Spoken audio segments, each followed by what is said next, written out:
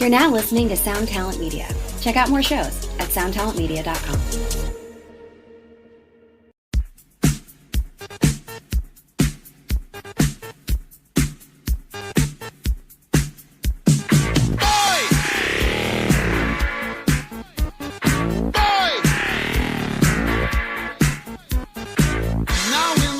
After a heart attack ended his time in the band The Equals, Eddy Grant kicked off his solo career in 1975.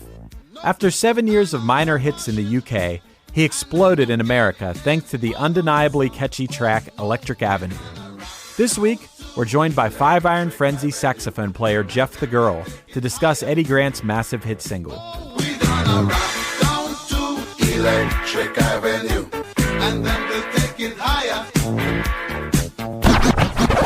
One hit is all you need to make the money guaranteed, and you can live off royalties forever. And it makes me wonder, is it just a wonder, or is it one hit thunder? So, Leanor, you picked Eddy Grant, Electric Avenue, and it's really cool. Like, as I did the research on this is a pretty fitting song for the world right now in a strange way. You know, I think as I started remembering this song, I think it had a lot to do with the kind of music that I like in general. It's poppy, it's catchy, it's danceable, but then there's a very deep underlying social justice and almost depressing message. Yeah, it's crazy. You would never think that from listening to this song, which just sounds like it's just one of those 80s songs that seems like it always existed thing. Like, it's just such a staple of the 80s. But then you dig in a little deeper on Eddy Grant and the meaning of this song. And that's a really cool thing about like those uplifting, poppy, catchy songs that when you look a little deeper into it, you're like, oh, this has some serious meaning behind it. And it's cool when you have that sort of dichotomy in songs. And this is no exception. And I'll say right off the bat, when I was looking into Eddy Grant, it's this week, as we're talking in September of 2020, Eddy Grant is actually suing the Trump campaign for using this song. I have to repeat that. He is suing the Trump campaign for using Electric Avenue? Yes. This week. And wow. Yeah, this week he is actually suing them for using this song. Good for him. Not only at his campaign events, but also on a video that Twitter then removed. Right. Why would they want to use it? It doesn't fit the theme. Why does this dude keep using people's music? Doesn't he know that everybody except Lee Greenwood doesn't like him? So bizarre. It's just band after band, artist after artist sue him. And I never, I always hear like Neil Young sued him recently, all these people, but I never hear the result of what ends up happening. It's probably more of like a cease and desist, like anybody like Five Iron. We used to put a Smurf on our t-shirts, and we got very familiar with the terminology cease and desist. And you would say, oh no, we'll get a letter. We'll get an official letter in the mail to our band P.O. box that all the fans are using, right? And it'll say, "Dear Five Iron Frenzy, please stop using our artwork and we won't make it anymore." So that's probably what everybody does, but it's probably more of a legal, it's got to be like a really big legal stop it, right? Right. Absolutely. Yeah, I've gotten a few of those in my day too. I have an Etsy shop, so I know all about it. See? But that being said, it's also so ironic that with everything that's going on in the world, that Trump would use this song if he even took 5 seconds to read into what this song is about. Yeah, it's very inappropriate. It's that he would be using this song, because we'll get into that. What I thought was interesting, well, first of all, my geography is pretty bad. Eddy Grant is originally from Guyana, and I didn't know where Guyana was. Do you know where it is? It's in Africa, right? No. I didn't mean to put you on the spot. Okay. Is it an island? I would have guessed Caribbean? that too. Is it the Caribbean? Yes. Yeah. That's correct. It's like the northeastern corner of South America, actually. Oh, really? Oh, yeah. Okay. I watched this Indian matchmaker show, and there's a lot of people. That's where I learned it from, because the Guyanese, they have a big Indian population, and this girl wanted to get matchmaked with an Indian guy, but she had to say, "I'm Guyanese Indian, not from India."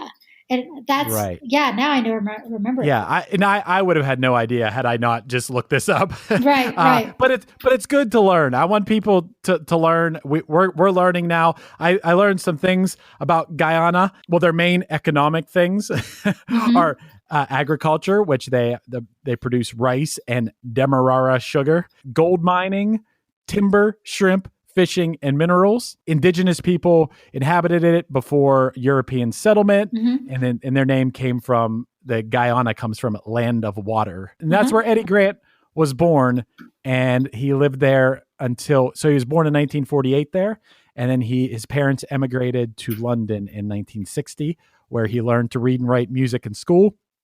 Became a big fan of Chuck Berry. And then after he went and saw a Chuck Berry concert, he decided music is going to be my career. And I find that fascinating because I was doing some research on him too, and I didn't realize he played so many instruments. Oh yeah, I didn't see that. Why? What did you see all that he played? I didn't. Well, when you listen to his songs, this is not to sound rude, but you sent me a whole link of his songs and other songs because I didn't know a lot of his songs. I just know that I like that one. Yeah. And when you listen to his music, it sounds like 100% synthesizer. Right. I'm not trying to sound mean. Some of the songs I can't even tell if the guitar solos are synthesizers. And some of the horns definitely sound like synthesizers. Maybe not. But when you look at the list of instruments he's able to play, you just wouldn't know that from the songs that got him big. Yeah, and it might just be a product of what was going on at the time. Yeah, that was the style. It was kind of like, well, we can make it sound like synthesizer, like with The Cure. Like, obviously, they can hire, we've heard in certain songs, they can hire horn players. But a lot of people like that synthesizer sound back then. They probably had the best horn players in the world around and stuff, and they're probably like, no, just run that through a synth. Can you make that sound? We're kind of, I know what that's like. Yeah. This dude decided he wanted to have a career in music. And it wasn't long after that he did, because he was one of the founding members of the Equals, who were one of the United Kingdom's first racially integrated pop groups. Awesome. They had that song Baby Come Back, which at first when I heard Baby Come Back, I thought of like that 70s yacht rock Baby Come Back. Yeah. Not that one. Right. But then I listened to it, I'm like, oh yeah, I know this Baby Come Back too. Great song, upbeat, feel good song, almost in the vein of like Motown. It's great. But what's crazy is that in 1971, Eddy had a heart attack and collapsed lung, which made him have to leave the band. The dude was 23 years old. Really? And had a heart attack. Yeah. Wow. That's pretty scary. And he retired from performing. So he had a heart attack before he wrote Electric Avenue? Yeah. Way before. Wow. Like more than a decade before. I mean, he's still alive today, so. I find it interesting that he decided to do a life of music. He did. You have to wonder, listening to these deep songs, these deep dive of him, right? Is a lot of his money coming from royalties then? Because other bands covered some of those other songs and Electric Avenue did so well? Because I'm not seeing a ton of hits. I would find it hard to believe that anyone wouldn't know that song. Maybe younger kids might not, but like, it's such a big thing. Yeah, like presidential campaigns or whatever you want to call that is using it. You know, it's everywhere, at the grocery store, on TV shows and everything. So, yeah, I mean, if you have a song that big, maybe you can live. Maybe. And he's a solo artist. He's probably not dividing it among. Well, not only that, he's a producer of the song and the songwriter. So that's double whammy, I guess, financially. Right. And who knows what other, those other songs weren't as big a hits, but he is well known. I think he's among, Guyanese. I did see that he won like the Lifetime Achievement Award from their government in Guyana. So he is, regardless of how big or small of a celebrity he is everywhere else, definitely in Guyana, the dude is like royalty. So, one way or another, I'm sure that he's been able to keep producing and make a living at music, and having that hit to fall back on, it definitely doesn't hurt. I'm sure. I'm sure he's not hurting too bad. It's interesting to look into this song because, like we said earlier, it just seems like a fun song, and the Electric Avenue would make me think like, oh, this synth song, it's very electric sounding. That's all I would have taken. Would you have taken anything different away from this song than that? I was a little kid when this came out. I was, elementary age, and I remember hearing it. And I remember the line specifically about a couple different lines. One is the one where he talks about how we can't afford to feed everyone, dealing in multiplication, and we can't afford to feed everyone.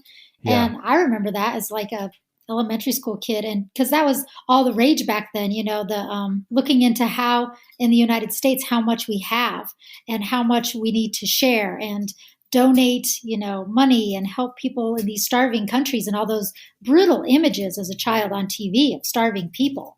Right. And that line stood out. And then the other line that stood out was he talks about the playground in the dark side of town. And I know this isn't a complete parallel, but I grew up in a tiny little town called Pierce, but Fort Collins, Colorado was a little area where my grandma lived, and I would spend summers there. And they had a playground, and you knew as kids, don't hang out there because the drunks and drug addicts hang out in the playground. And there's glass and there's needles and it's rough. So this playground in the Colonia, in this side of the tracks or whatever, that playground's not safe at all. So it's an interesting, stark realization that there are neighborhoods that culturally have a whole history to them. And it does tend to be maybe different immigration people or people of different cultures. And it's something to look at why that poverty happens in cultures that are immigrating, and why there's a blind eye to the needs of different cultures. I mean, it's cool that you picked up on those lines as a kid, because I don't think I would have picked up on anything beyond just the chorus and the sound of the synth. But that's very important to the song, because when you look into what it's about, you'll see that Electric Avenue, it isn't called that because it sounds like electric synthesizers. It's called that because that is a place in London known for its high population of Caribbean immigrants, which, little side note, just had my friend was tweeting about this the other day. How do you say it? I say Caribbean. I do too. You could also say Caribbean. I'm not going to say that. Or, as Billy Ocean said in his song, Caribbean. Caribbean. Is that how he's doing it? Okay, maybe he does. Caribbean Queen, like that. Yeah, right. So there's multiple. I'm going to do Caribbean. I think Caribbean. No, you're not. You said, I get. Oh, now I'm all screwed up. I don't know. Say what you're going to say. Yeah. I don't.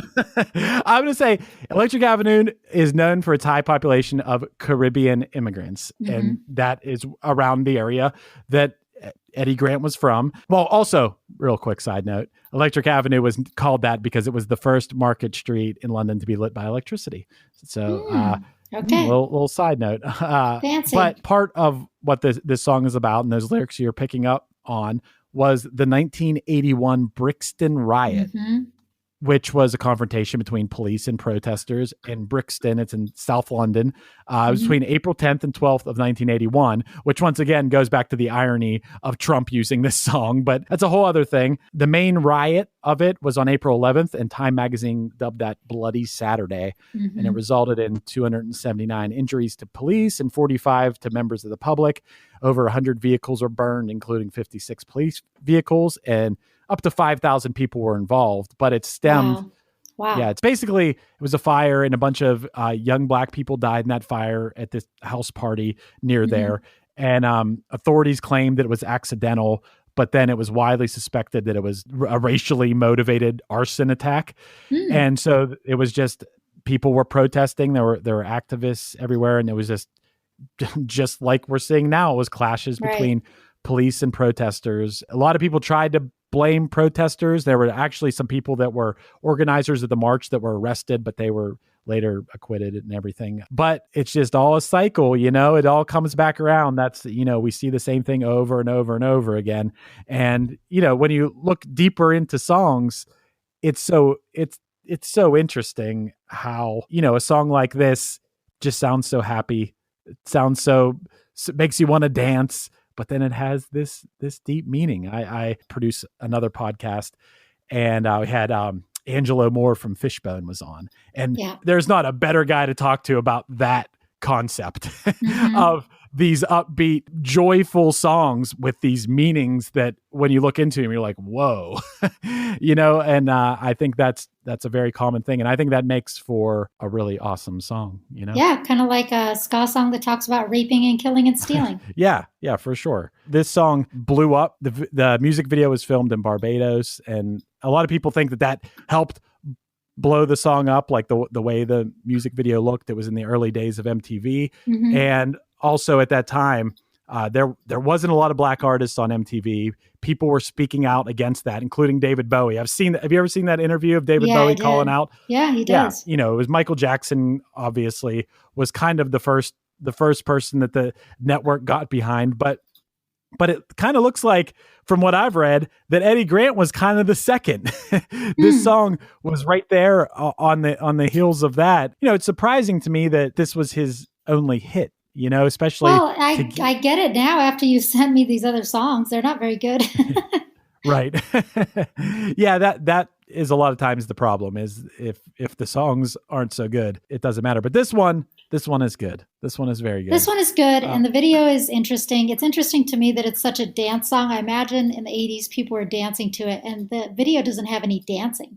It's kind of serious. It's kind of like he's sitting on a couch and then riding on a motorcycle and then laying down in the water and maybe dead. I don't know, in the water. But it's interesting how it's not a dance music video.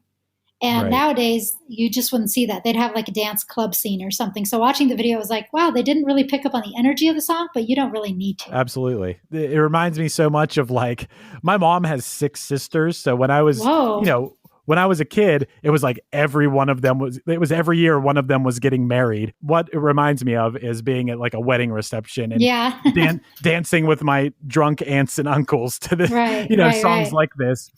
The Council of Franks, on behalf of delicious Oscar Mayer 100% beef franks, has declared its official position. Oscar Mayer 100% beef franks are 100% beef frank delicious. This summer, choose delicious. Choose 100% beef. Keep it Oscar. Ready for a head-bangingly good time? Dive into the world of heavy metal with the Brutally Delicious podcast. Here, we don't just talk music. We welcome you into our heavy metal family. Join us for candid chats with legends and rising stars. We go beyond the typical interviews, exploring raw emotions and the life-altering impact of heavy metal. So whether you're a diehard metalhead or just curious, join our family and let the headbanging begin with the Brutally Delicious podcast.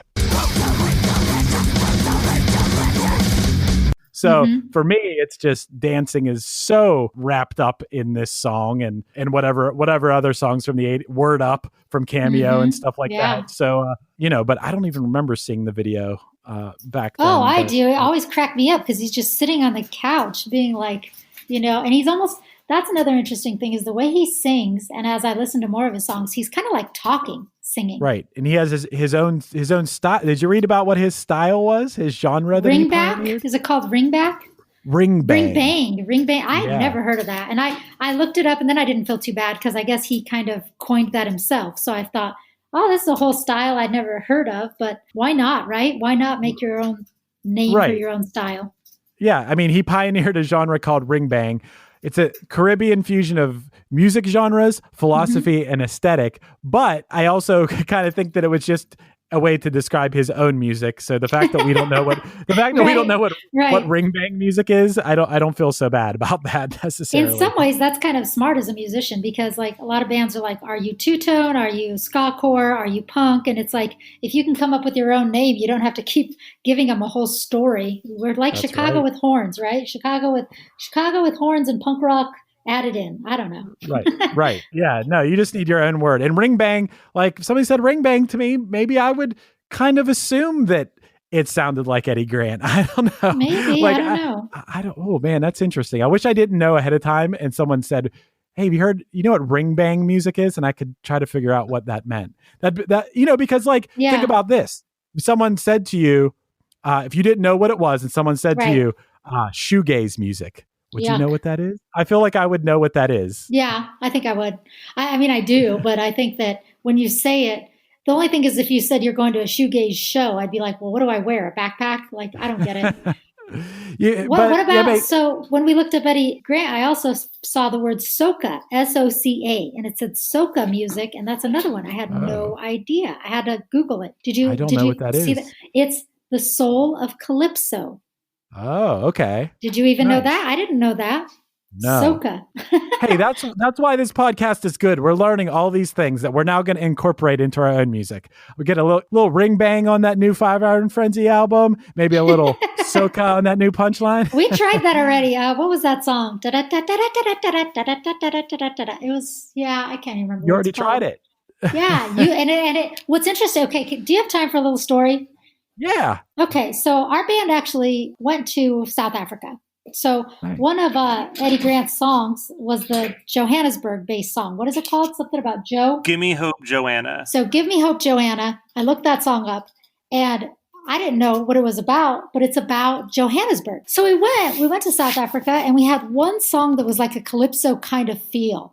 And it says, it's called Solidarity. That's what it's called. Okay. We went to this tiny little village, and we're playing in these little villages that are in the outskirts of the city. And these are severely impoverished areas, severely. And in fact, when we get there, the people want nothing to do with us because they think we're South African until they find out we're American. And then all the kids, all the people come out and want to know what we're doing.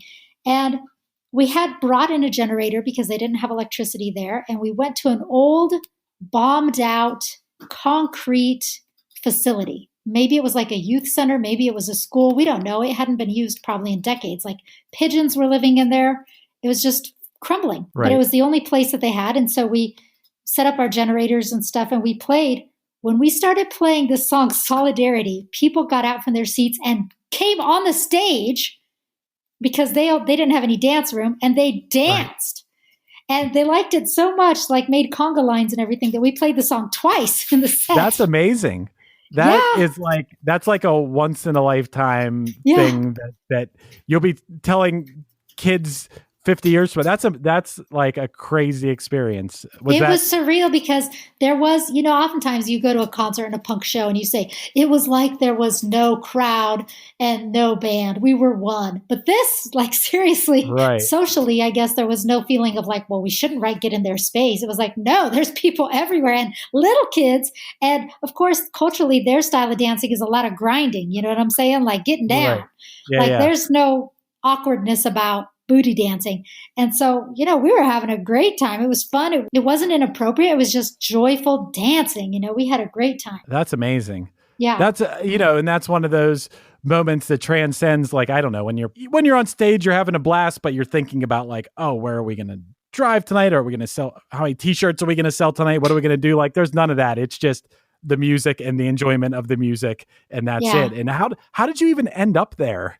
Well, this is the interesting thing about Five Iron Frenzy. At the time, we're a very missional Christian band. And so we went to South Africa essentially for a few different reasons. One was to play concerts and make people happy, but one was to join in with an organization that was already in place there and basically just try to share the idea of unity. So we did, I think it was probably a couple weeks there. So we did some clubs.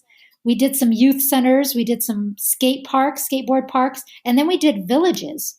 And we would actually go to the orphanages during the day and play with the kids. In the evening, we made meals and hung out with people. And it was brutal, I'll be honest. It was very sad.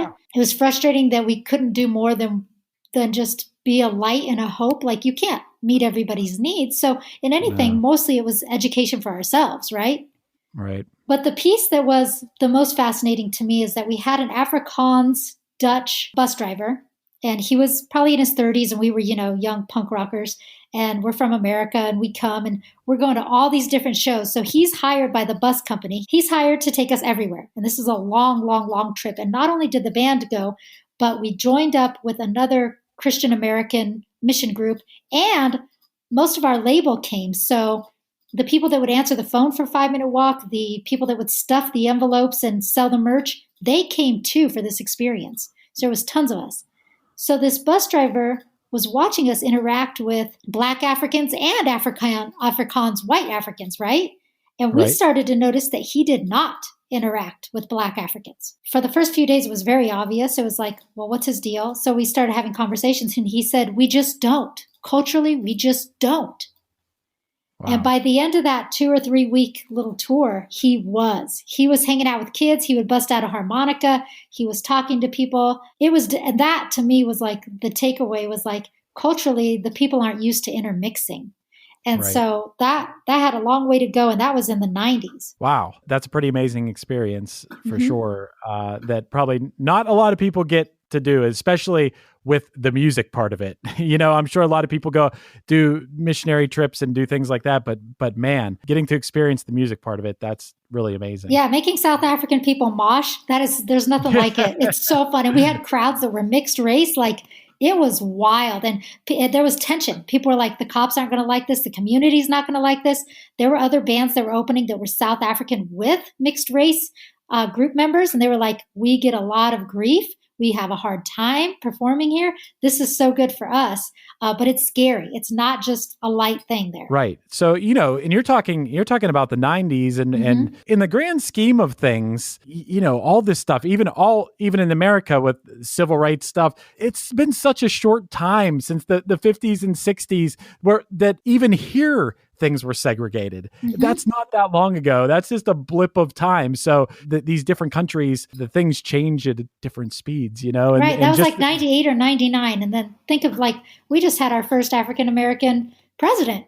So right. big difference culturally. Right. Yeah. And it's same, and like when we look at Eddy Grant and in our thing, when he's playing in the Equals, the band that had the Baby Come Back song, they were one of the UK's first racially integrated pop groups. And I think that's in the 60s. That's 1971. 71. That's so wow. That's late. Yeah, that's crazy. Yeah. They were from 1965 to 1971 is when Eddy Grant had his heart attack and had to leave the band. So it's crazy. There has been leaps and bounds. I mean, in our experience of progress. But at the same time, there's a long way to go too, and especially when you see like in the 90s in South Africa. I mean, that was almost 2000. You're talking about late 90s. So, I'm talking about late 90s. Yep. Right. All this, everything that we're talking about, Eddy Grant, from his song to his life experience, is very relevant even today, and the guy was, like we said, in Guyana, he got the Lifetime Achievement Award. He performed at Nelson Mandela's 90th birthday concert. I think that is so cool. I think that's so awesome for him because that's kind of what he was speaking about for so long. So that's really probably an amazing thing for him. Right. Yeah. And it's amazing. And then along the way, he got a hit song in the United States, not even being here, which has to be wild, and I'm looking at like what else was going on. He also wrote the Romancing the Stone song. Have you seen that movie? Oh my God. I remember having Romancing the Stone that my parents, when you would get HBO for free for like a week or something. You have to be censored on the weekends. Like every once in a while, like they would give you like a free preview of HBO, and my parents would tape all the like a bunch of movies from HBO. And I remember Romancing the Stone was one of them, but I don't remember the song from it. It goes like this. 'Cause I'm romancing the stone. And he says that like 1,000 times. Shit. Do you remember? Yeah. I do remember that song. It's in the movie. And he says the chorus like 100 times. It even has the word unicorn in it. Yeah. That's so crazy that I remember it's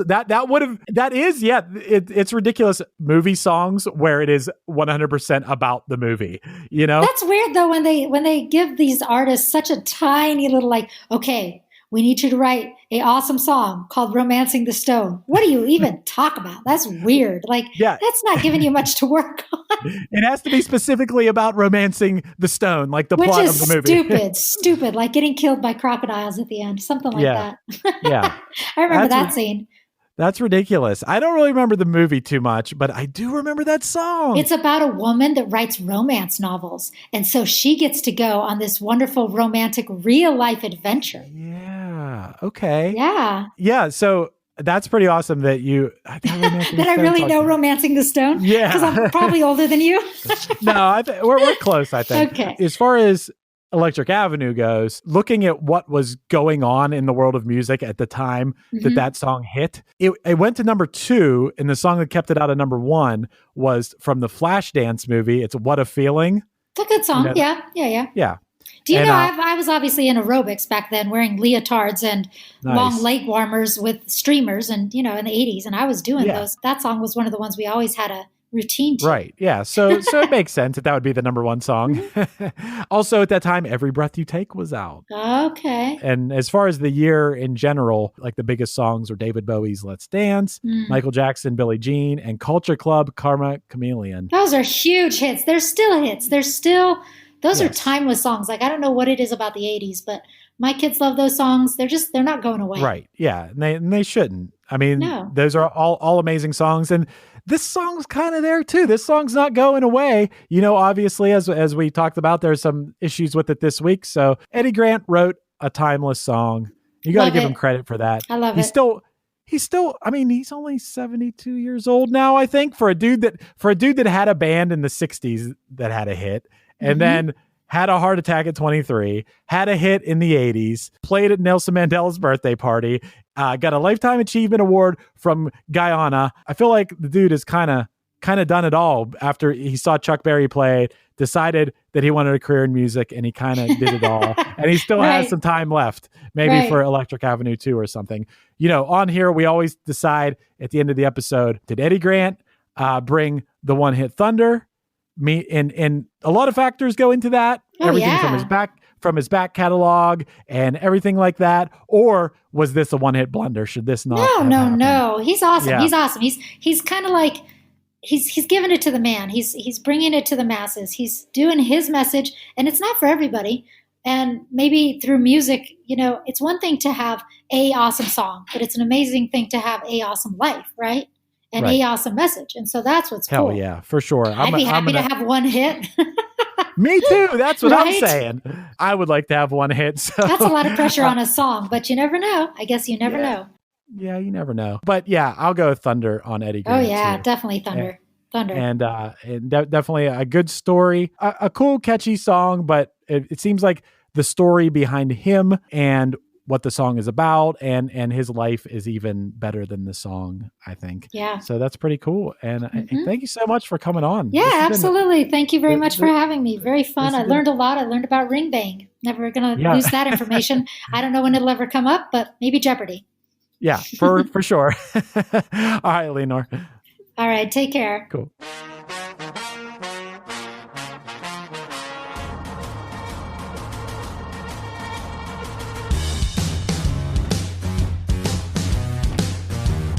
This has been One Hit Thunder. One Hit Thunder is produced by Matt Kelly as part of the Geekscape Network and hosted by Chris Fafalios of the bands Punchline, Pact, and Another Cheetah. Underneath me, you're hearing the new Five Iron Frenzy song So We Sing featuring this week's guest, Jeff the Girl. Go check out their Kickstarter to help produce their next album, Until This Shakes Apart. The link is in the episode notes. Let us know your thoughts on the show by emailing us at onehitthunderpodcast@gmail.com and make sure to rate, review, and subscribe to us on your favorite podcasting apps. Tune in next week for another episode of One Hit Thunder.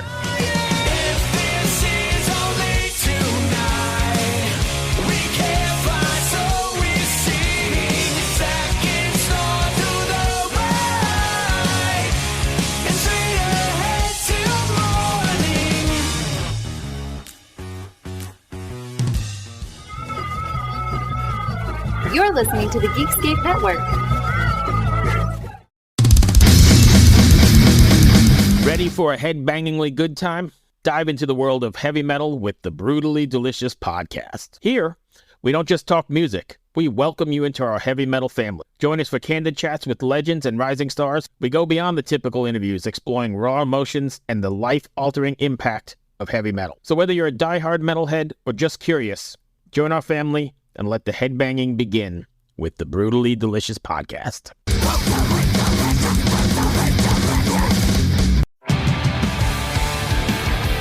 What's up, everybody? I am Finn McKenty, host of the Punk Rock MBA podcast, part of the Sound Talent Media podcast network. My podcast is all about doing what you love for a living, and every week I sit down and talk to people who have done exactly that. For example, musicians like Tommy from Between the Buried and Me, Matt from Periphery, Lil Lotus and Shinigami, among many others, photographers, artists, designers, YouTubers like Glenn Fricker and Sarah Dici, and I unpack exactly how they got to where they are today with the goal of helping you do the same. So if that sounds cool, you can listen and subscribe at soundtalentmedia.com, and I'll see you there.